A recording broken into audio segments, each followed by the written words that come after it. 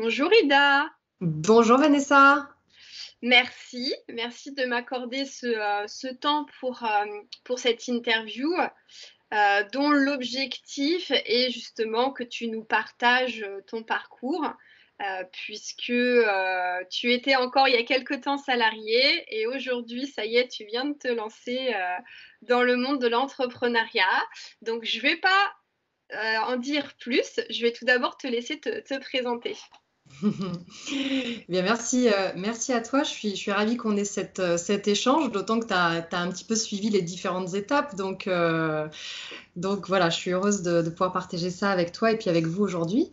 Alors, je m'appelle Ida Elichery, j'ai 38 ans, je suis une maman de 4 enfants et j'ai travaillé pendant 15 ans sur des fonctions RH de direction. Dans des grands groupes français qui transportent des gens soit dans les airs, soit au sol. Voilà.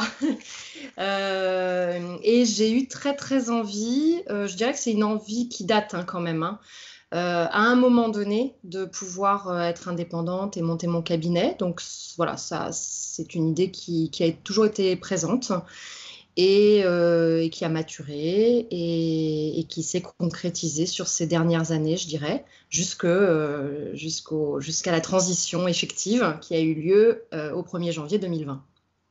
Ok. Alors, dans ton parcours de salarié, quel a été justement l'élément ou les éléments déclencheurs qui ont fait qu'à un moment donné, tu as ressenti ce besoin de Mm. liberté, d'autonomie et de créer ton propre cabinet? Alors, je dirais qu'il y a eu un déclic en 2016 où j'ai réentamé un grand travail personnel. Alors, il se trouve que je suis psychologue, que j'ai exercé sur des fonctions RH en tant que psychologue du travail et que j'ai toujours travaillé sur moi aussi parce que c'est essentiel pour mon travail et puis pour moi en tant que personne. Et en 2016, j'avais 3 enfants à ce moment-là, donc un boulot prenant. Et, euh, et c'est moi qui l'avais choisi, j'avais vraiment envie de ça. Et j'entendais aussi beaucoup mes amis autour de moi dire bah non, je peux pas, soit c'est ma carrière, soit c'est mes enfants. Et donc qui se privaient de certains choix. Mhm. Et moi, je me disais, bon, c'est vrai que ça n'a pas été facile du tout, mais j'avais vraiment eu à cœur de pouvoir mener les deux en même temps. Et en 2016, il y a la question de l'accompagnement des femmes et de permettre aux femmes de vivre ce qu'elles ont envie de vivre, qui a émergé vraiment très fortement. Et je me suis dit, faut qu'on fasse quelque chose là-dessus. Et Mhm. dans un premier temps, c'est resté comme ça une idée. Il se trouve qu'à cette époque-là, dans le cadre de mon travail, j'accompagnais de nombreux managers et que j'ai eu accès à une formation pour compléter en fait ma pratique de psychologue en tant que coach.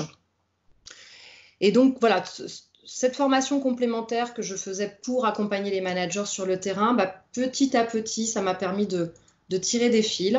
Et donc, il y a la question des femmes qui avait émergé et qui m'avait donné très envie de travailler là-dessus. Mais avec le coaching, il y a aussi la question de l'accompagnement managérial. Et puis, il se trouve que j'ai fait un doctorat sur la question du haut potentiel. Et donc, il y a la question du haut potentiel qui émergeait aussi. Et je me suis dit, mais au fond, finalement, il y a quelque chose de commun aux trois. C'est la question de comment est-ce qu'on révèle ce qu'on est, Mhm. comment est-ce qu'on révèle ces différentes facettes. Et donc, le projet de cabinet s'est concrétisé là-dessus. Par contre, ce qui m'a fait vraiment basculer et qui m'a fait dire, bon, bah, maintenant, c'est le moment, c'est le fait que dans l'entreprise, à un moment donné, compte tenu des problématiques vraiment difficiles et lourdes qu'on a pu rencontrer et qu'on rencontre, je sentais que compte tenu de mon bagage, de mes compétences et de mes connaissances professionnelles, je serais sans doute plus utile à l'organisation en étant extérieure à l'organisation. Ok.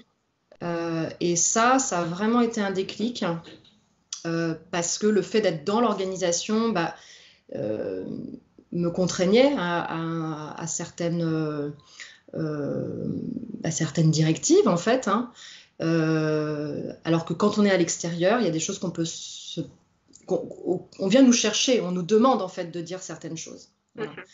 Et donc, j'ai eu cette discussion-là avec mon responsable, qui était le DRH de la direction, en lui disant, tu sais, au point où on en est arrivé, je pense que moi, je peux être plus utile à l'organisation en étant dehors que dedans. Voilà, donc ça a été le vrai déclic à l'été 2019 et qui a enclenché le départ. Ok, ça marche. Alors, quelles sont les étapes que tu as suivies justement pour structurer ce projet entrepreneurial et Mm. décider de te lancer? Quelles sont les Ouais. étapes que tu as suivies? Alors, donc comme je disais, ça a toujours été un peu en toile de fond. Donc ça déjà dans l'esprit d'avoir eu ça pendant plusieurs années en toile de fond, bon ça a été, ça a été une première étape. La deuxième étape, c'est en 2016 où le fait de pouvoir me former au coaching, je me dis, ben voilà, là j'ai disons une palette de compétences qui me permettent demain d'exercer seule, voilà, en ayant une proposition qui tient la route. Mhm. Donc, continuer à me former, ça a vraiment été finalement le fil rouge pendant toutes ces années-là, c'est que je me suis jamais arrêtée de me former. Mm. Que ce soit le moment où j'avais ça en toile de fond pour un jour peut-être je serai indépendante, ou que ce soit la formation continue professionnelle pour l'entreprise, et en me disant, bah tiens, ça me sera en plus utile demain si je me mets à mon compte, je me suis toujours formée. Toujours formée, donc sur les compétences métiers, on va dire. Ok. Mm. Bon, voilà, si j'avais voulu me reconvertir, j'imagine que ça aurait été à peu près pareil, c'est-à-dire que j'aurais sans doute suivi des formations en même temps que je travaillais. Mhm. Puisque c'était ça, en fait, l'idée, c'est que Ouais. je n'ai pas arrêté de travailler. Donc, Mm. je pense que ça, c'est un premier point, suivre des formations sur le cœur de métier. Et puis ensuite, ce qui m'a sauté aux yeux, bah, c'est que j'étais pas une entrepreneuse. Enfin, je veux dire, il y a plein de choses que je ne connaissais pas sur comment est-ce qu'on monte un business, comment on monte une activité, des aspects, que ce soit des aspects comptables, mais aussi des aspects plutôt d'ordre de communication, de se positionner, de se faire connaître. Enfin, c'est ce qui est essentiel. Et donc ça a plutôt été une construction avant le départ, où j'avais besoin aussi un peu de tester Mm. avant de partir, que bah, je pourrais communiquer sur ce que j'ai à proposer, et que ce ne serait pas un frein trop important une fois arrivé dans le réel, dans le monde réel. Donc c'est vrai que j'ai anticipé aussi un accompagnement et une formation sur ce domaine-là un an avant de partir. Ok, ça Voilà. marche. Et alors, comment as-tu concrétisé ton départ de l'entreprise? Alors, c'était important pour moi de sécuriser ce départ. Mhm. Il y avait des raisons pour le faire qui paraissaient discutables, et voilà. Donc, je me suis beaucoup préparée. J'ai préparé l'argumentaire, j'ai consulté autour de moi les personnes qui avaient négocié un départ. J'ai demandé à des personnes des ressources humaines si les arguments que j'avançais étaient entendables Mhm. pour une direction, même si moi-même j'étais dans une direction des ressources humaines. J'ai vraiment testé, quoi. J'ai vraiment Oui, testé oui. les choses autour de moi.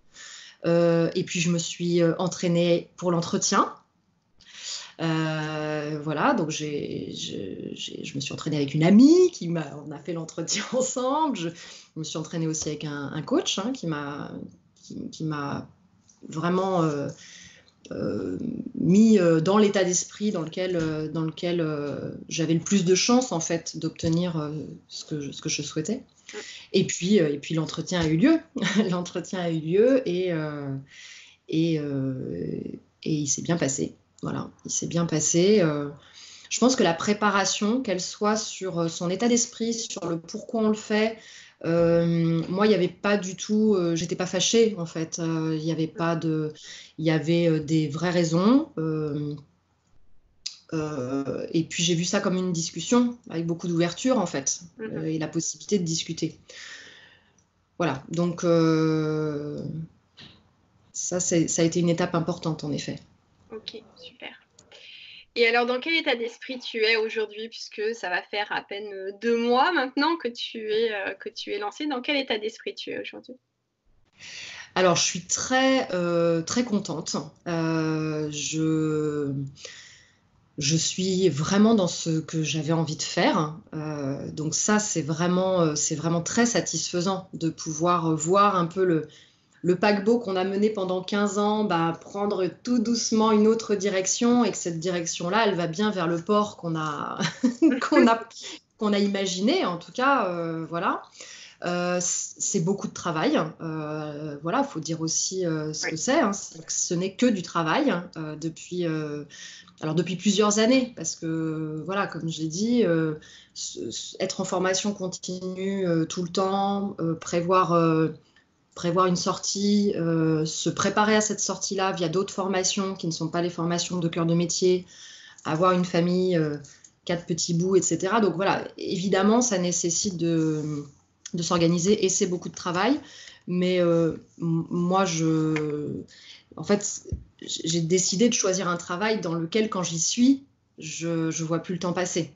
Oui. Donc voilà, c'est à la fois dense et à la fois merveilleux. Enfin, voilà. Donc, il y a des choses qui sont plus compliquées pour moi. Très clairement, j'ai rendez-vous avec l'expert comptable dans une semaine. Je ne comprends pas grand-chose à tout ça. Et c'est plus compliqué pour moi de m'y mettre et de regarder les alinéas et l'article 4 du statut que je suis en train de faire pour ma boîte, etc. Bon, ouais, ça, c'est pas la partie que je préfère, mais j'essaye de penser au pourquoi je fais ça, qui n'est pas très intéressant pour moi, mais voilà, en fait, si je pense à, oui, mais ça, c'est psy-éco-développement, et voilà, une fois que la structure sera là, ça va me permettre de voir aussi plus grand pour la structure, parce que, en fait, oui, ce que j'ai fait aussi, c'est qu'il y a 2 ans, j'ai créé un statut d'auto-entrepreneur, ce qui m'a permis de commencer à travailler doucement à côté de mon activité salariée.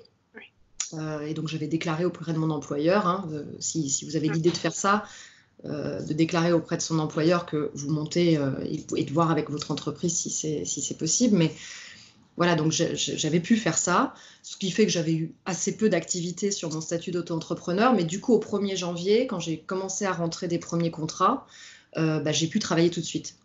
Mais maintenant, l'idée, c'est de passer à une autre vitesse et donc d'avoir une entreprise. Et voilà, donc quand j'y pense à ça, ça m'aide à lire l'article numéro 4 du statut. Ça marche. Alors, moi, j'aime accompagner les gens qui ont vraiment, tu sais, des projets à impact positif. Donc, je sais que tu es dans cette dynamique-là et j'aimerais connaître le message que tu as envie de véhiculer par le biais de ton entreprise. Quel est le message? Qu'est-ce que tu portes comme message avec ton entreprise? Alors moi, il y a 3 valeurs qui sont vraiment importantes pour moi. C'est l'autonomie, l'équilibre et la responsabilité. Et je vais peut-être commencer par la responsabilité. C'est à mon avis ce qui nous amène à la liberté et de l'autre côté, c'est ce qu'exige la liberté. C'est-à-dire plus on a de liberté et plus on a de responsabilité. Et j'entends vraiment la responsabilité au sens premier du terme, c'est-à-dire comment est-ce qu'on peut développer notre capacité à répondre à ce qui nous arrive dans la vie. Et ça, c'est vraiment, je pense, la valeur centrale de psycho-développement. C'est comment chacun d'entre nous, dans un monde qui est rapide, qui bouge, où on perd quand même pas mal de repères et qui est très exigeant et qui va changer encore plus vite ces prochaines années, et bien, comment est-ce qu'on peut développer notre habilité à répondre à ça et à trouver sa place, sa juste place, en ayant puisé nos ressources. Et en fait, moi, je m'intéresse beaucoup à la psychologie positive. J'accompagne avec les outils de la psychologie positive. Et ce que je trouve très, très fort dans la psychologie positive et qui est assez récent dans la manière de voir les choses et d'accompagner les gens, c'est comment est-ce qu'on montre à chacun d'entre nous quelles sont nos forces. Alors, on a tous des forces. Tous, c'est vraiment un résultat de recherche, hein, grâce aux psychologues positivistes qui ont pu le démontrer. On a tous des forces, où qu'on soit, qui qu'on soit, on a tous des forces. Simplement, parfois, on les connaît pas. On ne sait même pas qu'on les a dans la poche. et donc, on ne sait même pas qu'on peut aller les chercher, en fait.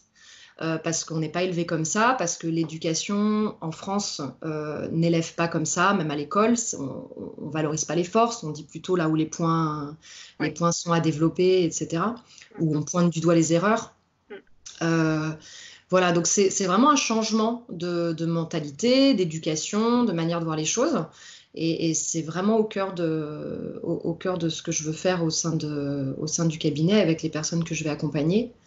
Voilà, et donc ça, c'est pour plus d'autonomie aussi, et puis de l'équilibre parce que on a beaucoup de choses à faire sur le plan professionnel, sur le plan personnel, sur le plan familial, sur le plan social. Et donc, comment est-ce qu'on n'est pas aspiré par tout ça et qu'on peut garder sa marge de manœuvre et être là où on a envie d'être. Voilà, je pense que c'est important de garder ce tuteur-là et ce baromètre-là pour être heureux et pour être bien dans sa vie. Ok, eh ben, merci beaucoup Ida pour cette Merci. revue. Merci beaucoup et à très bientôt Vanessa.